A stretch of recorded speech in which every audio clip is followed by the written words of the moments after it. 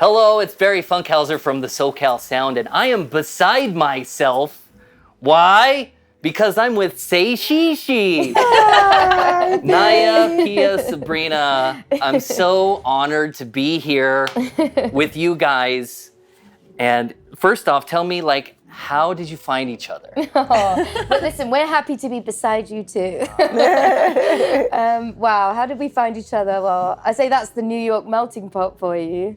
Sab and I lived in the same building in the Lower East Side on Orchard Street, and I would hear her singing early in the morning through the floorboards, and she'd hear me through the rafters because she was below me, stomping around late at night, singing my songs. So yeah, you can definitely tell the difference in our personalities. So you weren't friends, you were neighbors? We were neighbors, Did you guys meet in the elevator? Well, there was no elevator in that building. No. 6th floor walk up, for sure. Yeah, and definitely the holes through the floorboards, so that's why we could definitely hear each other singing, and that's how we knew the other one was a singer. And then I think you left me cookies, didn't you? I did. Which was the cutest thing in the world. And I was like, what? How can this New Yorker be so nice? Because, New Yorkers can be a bit gritty sometimes. And then I looked up where she was from and I was like, oh, okay, I see, I get it. There's some Canadian in you too. Because from the upstate Rochester, part. yeah. Oh, which is up basically, there. it's like 6 hours. Basically, you're very kind to everybody, right? Yeah. She is. It's beautiful. And then I think I left you a bottle of bubbles on return. But it was just doorstop exchanges, so we still hadn't seen who each other were or knew what each other looked like. And then eventually we had a mutual friend in the building who was like, you guys need to be friends. And then Naya and I met at a party in Harlem, and there was a beautiful singer called Emily Weibel who had a show at our friend's house. And there was all these beautiful women there, and all of us just went up to the rooftop afterwards to pop a couple of bottles and celebrate this beautiful show that Emily had given. And we were all so inspired, and we all just started singing and harmonizing at each other on the roof. So it was just like... Was that the moment? Yes, was that the light bulb? It's like, hey, we should do more of this. What do you guys say? Well, no, we definitely were friends for a while before, but we always sang together. but we were friends for a while. So that I think is the foundation of Say She is the friendships that began. You can tell. Yeah. You can tell you guys are tight. Now, what about the band though? Are you tight with the band? Where'd you find those guys? God, we love them. We're so lucky. We really are. It's like a wall of sound. Shout out to Terry Cole. Yeah. He the head of our label. Yeah. He's also a friend. He made that matchmaking. Yes. He made that happen, and and also we were trying to resist. I was definitely being very stubborn. Don't tell us who to play music with. don't be like that. And it was so sincere, and that's so terrible of me. But and then it's just when someone tells you, oh no, you should do this. I don't know. Something in me is like, I'm not sure if it wasn't our idea that we should definitely do that. Switch direction and. He said he basically was like, just go have a session at Killian Sound, which is Sergio's studio, the guitar player, Sergio Rios, and we showed up kind of not knowing what to expect and basically wrote Forget Me Not on the spot. The first day, meeting all four of them, and that sort of sealed the deal for us. We were like, we need to work with you. And every single day that we have a writing session. Usually takes us a whole day to shape a song. We will come prepared, we have ideas and references and we know what we want out of the song, but then I don't know how the boys manage to do it, but they just read our minds. Because you can describe things in words, but how can you describe a sound that you haven't written yet? And it's just incredible. And we spend the whole day, every single day that we've written with them, we've come out with a song that we're happy and proud of. There's not been a day, has there? No. Where we're like, don't love that. We'll throw. Lots of times you write a song and you think, okay, I might not use this. At least we finished it. Let's move on. But every single time we've written a song with them, we feel 5 stars. We feel happy with it. We just it's amazing. just a space. From the get-go, it felt like a really safe space in the room there with them. And they're just so amazing. They've been playing together for 15 to 20 years. Yeah. Well, Sergio and Dad have known each other since they were 15 years old. Yeah. They're just super tight. Went to school together and had their first high school band together. they've never left each other's side. It's amazing. Surprised they haven't killed each other. I bet they're loving this whole tour though, because they get to be the guys behind. No, they're just musicians. Supportive. We are loving this tour. They're so supportive. They're the just sensitive amazing. They're our Right. brothers at this point. And there's no alphas. Yeah. Or there's no betas masquerading as alphas either, because those guys are the worst. Oh my God. You guys do this thing where you sing, and you sing in a note, and then you go way up high to another note. How did you figure that out? How did you do that? Because that's something you don't hear with singers. You know which one I'm talking about? Where you Yeah, sing it's them like two, it's not me. That was amazing. Well, we both just love to sing high, and we're just like, well, why not sing high? You know, like we just do the things that come naturally. I mean, I also think at one point we were in a session and we started just doing the operatic thing, and then we were like getting competitive with each other and like trying to top one another and who could go higher, and then it just ended up in harmony. And we were like, oh, all right, let's go with that, you know. And so that sort of stuck as part of our sound, I guess. Now the sound. Do you see yourself as what do you like better, the behind the scenes making the music, or the performing the music that you've produced and put together? That's so hard. That's like a Sophie's choice. That's terrible. I think we How all are you might have supposed to different choose? answers for this one. But personally, I just love the live performance the most.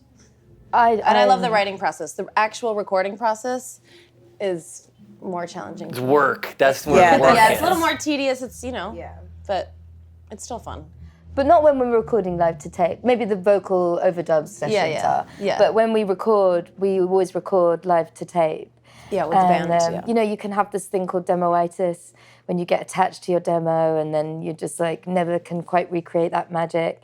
So when we started this project, we were like, you know how that happens? Why don't we just skip that bit entirely and we just make the song, make the demo the song and just make it good enough and live with it, live with the imperfections too. And I think there's something beautiful and honest about the presentation of a song with all its imperfections as you wrote it, as you play it, the first time that it comes and enters the world, you know. But you don't hear any imperfections with you guys. You got a 5-star everybody here. It's like You can come again. You're invited for tea. so. Tell me We've had about our growing pains. tell me about Prism, the new album. Is that your first album? Yeah.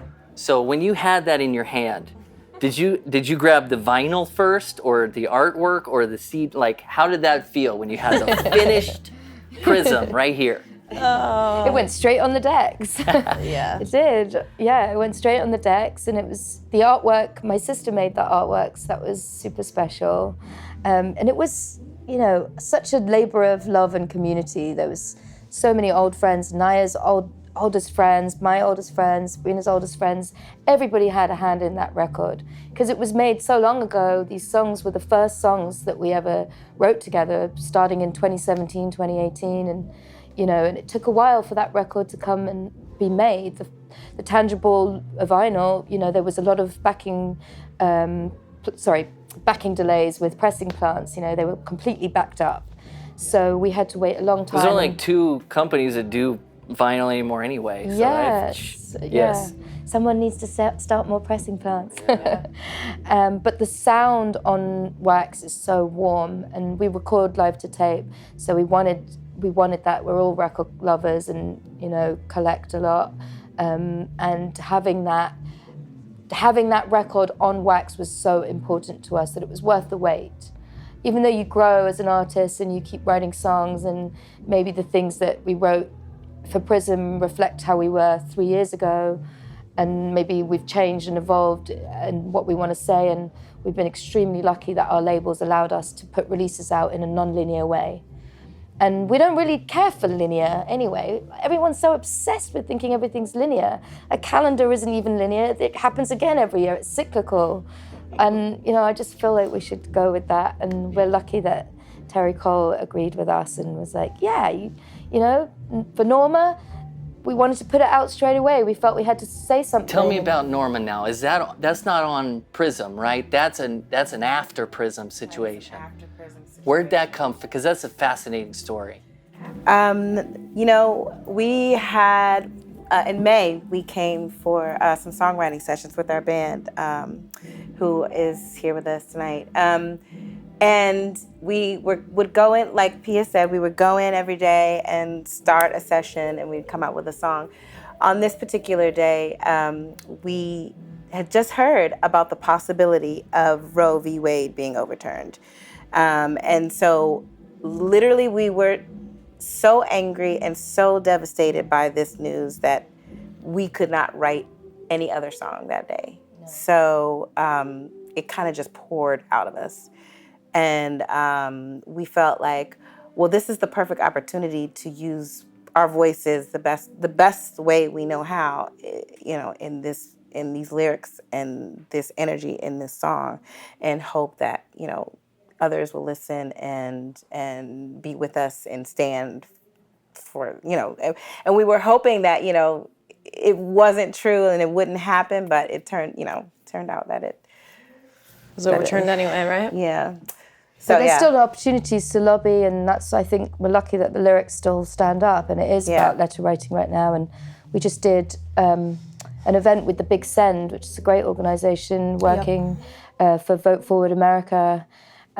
We did an event in New York, there was another one in LA, and they're really getting people to write to people in the states that matter and count, and underrepresented populations, people who haven't voted before, to motivate them. And you write a personal letter to explain to them why it's important to vote.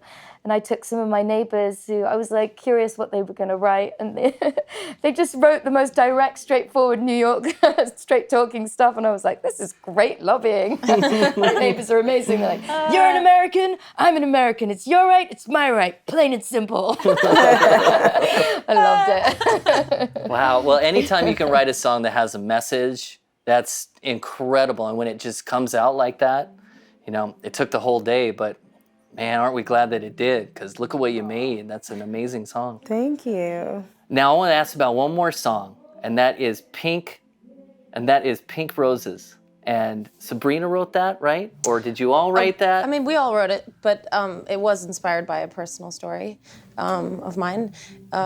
We did it with Bardo Martinez from Chicano Batman. We went out to his studio in LA, and it happened to be... That's a big one. How was that production? That was really fun. They've been friends for forever because they went on tour with Chicano Batman back in the day. But that around that time when we wrote it, it was around the year anniversary of my mom passing from ovarian cancer. So it was it was just an emotional time for me, but of course it was such a safe space, and Bardo's so encouraging that it sort of, it was a very cathartic experience writing those lyrics, but also putting them on top of music that was a little bit more uplifting. And it doesn't feel like a sad song, but it is a song about grieving. So that one's pretty near and dear to I our love hearts. them all. Everyone is like pulling at my heartstrings, because that's where they come from when you write, right? They're coming straight from your soul. Yeah. Which is amazing. You make us cry. Seriously. Well, tell us about a song we don't know about. Like, is there one that you really want everyone to hear that we don't? You nearly hinted at it. Oh, yeah? Funnily enough. It's called Reeling. And that's our next release, isn't it? We're so excited about it and so excited to share it with the world. And I personally think it's our best song we've ever written so far. I don't know if you guys agree. There's another one in the mix for me. There's another one in the mix. These two think is better, but I just, we're going to perform it. We get to see it? Yep. Yes, Oh, we're going to perform it. We're on our Out of Our Minds tour right now, so we're super excited. We're on the third stop tonight, LA, and then Bakersfield, and then we go all the way up to Portland and Seattle.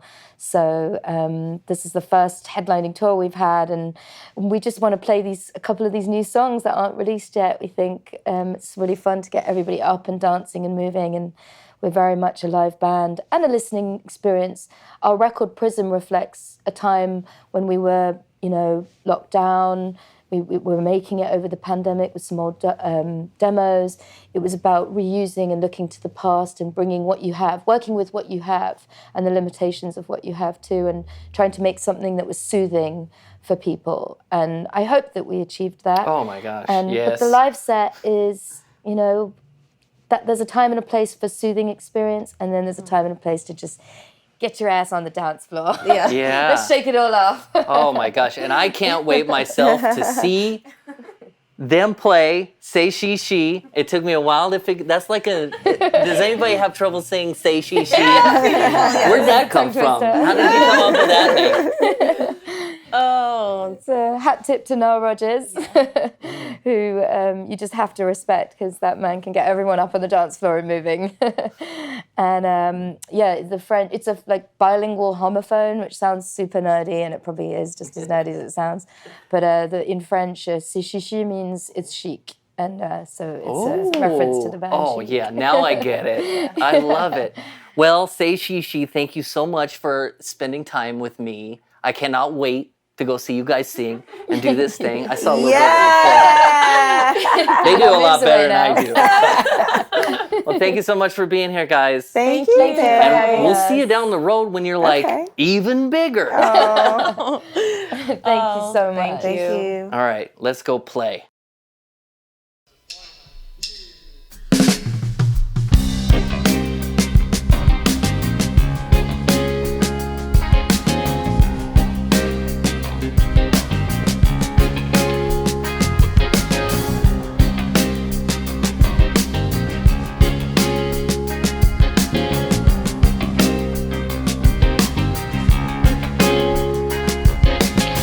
You're late, I tried. Where